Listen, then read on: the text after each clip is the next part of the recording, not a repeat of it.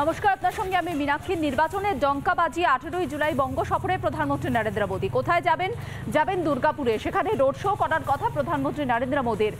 গান্ধী মোড় থেকে নেহেরু স্টেডিয়াম পর্যন্ত রোড শো করার পর নেহেরু স্টেডিয়ামে সভা করবেন প্রধানমন্ত্রী নরেন্দ্র মোদী। দুটি দিক রয়েছে, একটি হচ্ছে নির্বাচনের দামামা বেজে যাচ্ছে প্রধানমন্ত্রী নরেন্দ্র মোদীর এই বঙ্গ সফরে, যেখান থেকে বিজেপি কর্মী সমর্থকেরা অনেকটা উজ্জীবিত হবেন বলে মনে করা হচ্ছে। রাজনৈতিক মহল মনে করছে যেখানে গত লোকসভা নির্বাচনে অনেকটা পিছিয়ে গিয়েছিল দুর্গাপুরে বিজেপি, রাঢ়বঙ্গে মূলত পিছিয়ে গিয়েছিল বিজেপি, সেখানে দুর্গাপুরে প্রধানমন্ত্রী নরেন্দ্র মোদীর এই সফর অত্যন্ত গুরুত্বপূর্ণ, রাজনৈতিকভাবে তাৎপর্যপূর্ণ। আর অন্যদিকে হচ্ছে দুর্গাপুরের উন্নয়নের ক্ষেত্রেও খুব গুরুত্বপূর্ণ প্রধানমন্ত্রী নরেন্দ্র মোদীর এই সফর। এবার প্রশ্ন করবেন কেন? আমরা জানি যে শিল্পনগরে দুর্গাপুর এক সময়ে একেবারে উচ্চতায় ছিল, সেখান থেকে অনেকটা পিছিয়ে গিয়েছে এই শিল্পনগরে দুর্গাপুর, যেখানে প্রচুর কলকারখানা বিগত এক দশকের বেশি সময় ধরে বন্ধ হয়ে গিয়েছে। সুতরাং ওই কলকারখানাগুলোকে আবার পুনরুজ্জীবিত করে সামগ্রিকভাবে দুর্গাপুরকে পুনরুদ্ধারের একটা পরিকল্পনা প্রধানমন্ত্রী নরেন্দ্র মোদীর এই সফর থেকে সামনে আসবে। সামগ্রিকভাবে দুর্গাপুরবাসী অপেক্ষায় রয়েছেন প্রধানমন্ত্রীর এই সফরকে কেন্দ্র করে। কি ছবি দুর্গাপুরের, কিভাবে সেজে উঠছে দুর্গাপুর, সরাসরি চলে যাবো আমাদের প্রতিনিধি রমেন এই মুহূর্তে আমার সঙ্গে রয়েছে। দুর্গাপুর থেকে সরাসরি ছবি তুলে ধরবেন।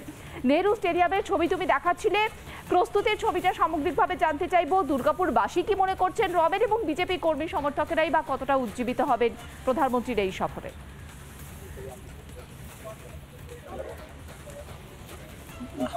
দেখো মীনাক্ষী, আমি তোমাকে আগে প্রস্তুতির ছবিটা দেখাই। প্রধানমন্ত্রী যে 18 জুলাই এখানে সভা করবেন, সেই সভায় প্রস্তুতির কাজ সকাল থেকে মঞ্চ বাঁধার কাজ শুরু হচ্ছে এবং পুরো মাঠ, পুরো স্টেডিয়াম জুড়েই কার্যত সেট তৈরি করা হবে। যেহেতু বর্ষাকাল, সব প্রায় বৃষ্টিপাত হচ্ছে সব সময়, সেই কারণে দর্শকদের যাতে, যারা এখানে আসবেন কর্মী সমর্থকরা, তাদের যাতে কোনো অসুবিধা না হয় সেই জন্য পুরো স্টেডিয়াম জুড়ে সেট করা হচ্ছে। এবং বিজেপির রাজ্য নেতৃত্ব এবং আমার সঙ্গে এখন আছেন পুরুলিয়ার জেলা সভাপতি বিজেপির বিদ্যাসাগর চক্রবর্তী, বর্ধমান বিভাগ কনভেনার বিদ্যাসাগর চক্রবর্তী আছেন বর্ধমান সাংগঠনিক জেলার সহসভাপতি চন্দ্রশেখর বন্দ্যোপাধ্যায় এবং বিজেপির কর্মী সমর্থকরা আছেন। আমি একটু বিদ্যাসাগর বাবুর কাছে যাবো যে দুর্গাপুরকে বাছার কারণ কি প্রধানমন্ত্রী? দেখুন, অনন্য সুন্দর শহর হচ্ছে দুর্গাপুর, এবং দুর্গাপুর হচ্ছে রাঢ়বঙ্গ জোনের হার্ট, সব থেকে মিডল পজিশন। এই মুহূর্তে যেহেতু যে কয়েকটি সভা আছে, নির্বাচন যেহেতু 8 মাস দেরি আছে, তার মধ্যে দুর্গাপুরকে বেছে নেওয়ার মূল কারণ হলো সমস্ত জেলাকে একসঙ্গে এখানে একত্রিত করা। এবং প্রধানমন্ত্রী যেহেতু রাঢ়বঙ্গ জোনকে টার্গেট করেছেন, এবারে আমাদের যেহেতু 56টি আমাদের যে বিধানসভা আছে, সেই বিধানসভার মধ্যে আমরা ম্যাক্সিমাম বিধানসভা এবারে জিতবো এবং রাঢ়বঙ্গ জোন হবে একদম কারিগর। পশ্চিমবঙ্গকে আমরা আগে দেখিয়েছি, পুরুলিয়া, বাঁকুড়া আমরা দেখিয়ে দিয়েছি পথ, এবার রাঢ়বঙ্গ জোন আমরা সম্পূর্ণ পথ দেখাবো এবং পশ্চিমবঙ্গ সরকারকে দখল করার যে ভারতীয় জনতা পার্টি যে সরকার হবে, সেই সরকারের মূল হোতা আমরাই সেই দায়িত্ব নেব। শুনলেন নাকি রাঢ়বঙ্গ জোনের যে 56টা সিট, সেটাকে পাখির চোখ করে প্রধানমন্ত্রীর এই সভা। আমার সঙ্গে আছে বর্ধমান সাংগঠনিক জেলা সহসভাপতি চন্দ্রশেখর ব্যানার্জি। চন্দ্রশেখর, সফর সূচিটা কি আছে প্রধানমন্ত্রী যদি একটু বলো। প্রধানমন্ত্রী অন্ডাল বিমানবন্দরে নামবেন, সড়ক পথে 3টের মধ্যে দুর্গাপুর এএসপি স্টেডিয়ামে পৌঁছাবেন। সড়ক পথেই আসছেন গান্ধী মোড় থেকে।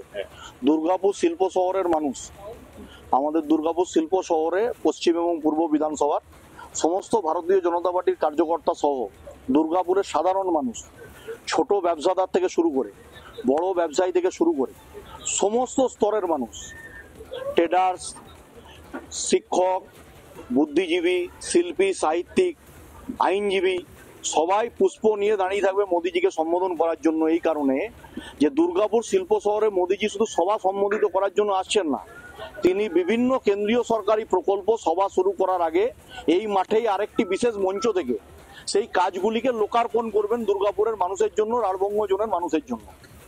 আজকে বেলতর থেকে দুর্গাপুর, বাঁকুড়া দুর্গাপুর রেল পথের ডিপিআর তৈরি হয়েছে। আমাদের সাংসদ সৌমিত্র খাঁ, তিনি রেলমন্ত্রী অশ্বিনী বৈষ্ণবজির সাথে কথা বলে তার ব্যবস্থা সূচিত করেছেন।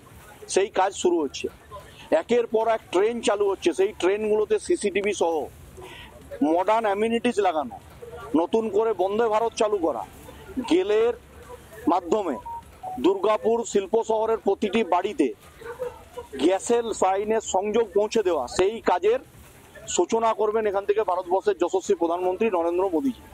নরেন্দ্র মোদীজি একের পর এক আজকে আমাদের আসানসোল থেকে ডানকুনি পর্যন্ত 6 লেন রাস্তা, সেই সড়ক নির্মিত হয়েছে মানুষের কল্যাণে। একের পর এক কেন্দ্রীয় সরকারি প্রকল্প সেলের মধ্যে প্রায় রিকনস্ট্রাক্ট করার জন্য 35,000 কোটি টাকা কেন্দ্রীয় সরকার বরাদ্দ করেছে। ডিএসপি ডিটিপিএস এ 8 ইউনিটের জন্য প্রায় 9,000 কোটি টাকা বরাদ্দ হয়েছে। দুর্গাপুর শিল্প শহরকে দুর্গাপুর পূর্বের বিধায়ক রাজ্যের মন্ত্রী প্রদীপ বাবুরা বলছেন বৃদ্ধাশ্রমে পরিণত হয়ে গেছে। আর ভারতবর্ষের প্রধানমন্ত্রী যশস্বী প্রধানমন্ত্রী নরেন্দ্র মোদীজি দুর্গাপুর শিল্প শহরকে রিকনস্ট্রাক্টেড করার জন্য নতুন করে যাতে শিল্পপতিরা এমএমসি, এইচএফসি, বিওজিএল একের পর এক কেন্দ্রীয় প্রকল্পে বিনিয়োগ করে সেই প্রকল্পগুলো আবার নতুন করে মানুষের কল্যাণে লোকার্পণ করা হবে, সেইগুলো নিয়ে মোদীজি চিন্তা ভাবনা করছেন। দুর্গাপুর তার গৌরব কি ফিরে পাবে? দুর্গাপুরকে ডক্টর বিধানচন্দ্র রায় শিল্প নগরী হিসাবে যে তৈরি করেছিলেন তার হিত গৌরব যদি কেউ পুনরুদ্ধার করেন তার নাম ভারতবর্ষের যশস্বী প্রধানমন্ত্রী নরেন্দ্র মোদীজি। নরেন্দ্র মোদীজির হাত ধরে সেই হিত গৌরব পুনরুদ্ধার হবে। শুনলে মীনাক্ষী, বোঝা গেল রমেশ যে পুনরুজ্জীবন দুর্গাপুরের, আর সে কারণেই প্রধানমন্ত্রী নরেন্দ্র মোদীর এই সফর, যেখানে দুর্গাপুরকে একাধিক উপহার প্রধানমন্ত্রী নরেন্দ্র মোদীর এবং পুনরুদ্ধার। দুর্গাপুরে যে শিল্পনগরী ছিল, দুর্গাপুর যে নিজের যে গরিমা হারিয়েছে সেটা পুনরুদ্ধার করা লক্ষ্য প্রধানমন্ত্রী নরেন্দ্র মোদীর এই বঙ্গ সফরে। দুর্গাপুরে প্রধানমন্ত্রীর একাধিক প্রকল্পের উদ্বোধন মানে শিলান্যাসের মাধ্যমে করবেন। ধন্যবাদ রমেন তোমাকে। এবার শোনাবো আমি বক্তব্য, যেখানে বিজেপির বিজেপির সাধারণ সম্পাদক জগন্নাথ চট্টোপাধ্যায় প্রধানমন্ত্রীর এই সফর নিয়ে কি বলছেন, আর শোনাবো বিজেপি নেতা দিলীপ ঘোষ কি বলছেন।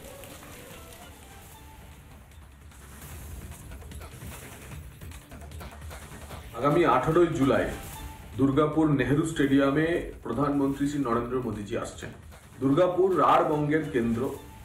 এই রাঢ়বঙ্গের উন্নয়নের জন্য 8টি প্রকল্প উদ্বোধন করবেন প্রধানমন্ত্রী। সব মিলিয়ে প্রায় 5.5 থেকে 6,000 কোটি টাকার যে প্রকল্প ওই চত্বরে কেন্দ্রীয় সরকার সরাসরি উন্নয়নের কাজে লাগিয়েছেন তার উদ্বোধন করবেন প্রধানমন্ত্রী। আমরা সবাই মুখিয়ে আছি বিজেপির প্রতিটি কার্যকর্তা এক হয়ে সেদিন এক ঐতিহাসিক জনসভায় সবাই সামিল হবে।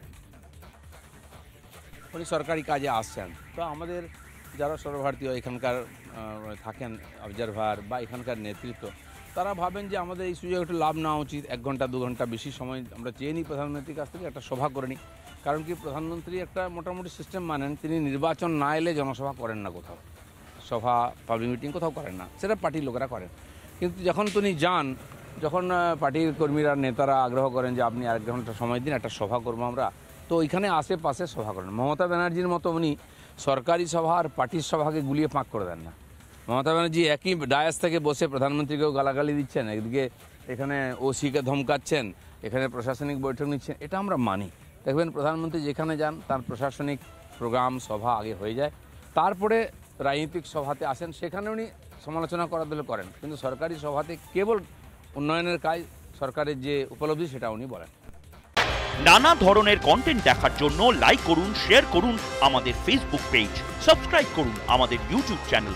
পাশাপাশি অন্যান্য ব্রেকিং নিউজের জন্য অবশ্যই চোখ রাখুন রিপাবলিক বাংলায়।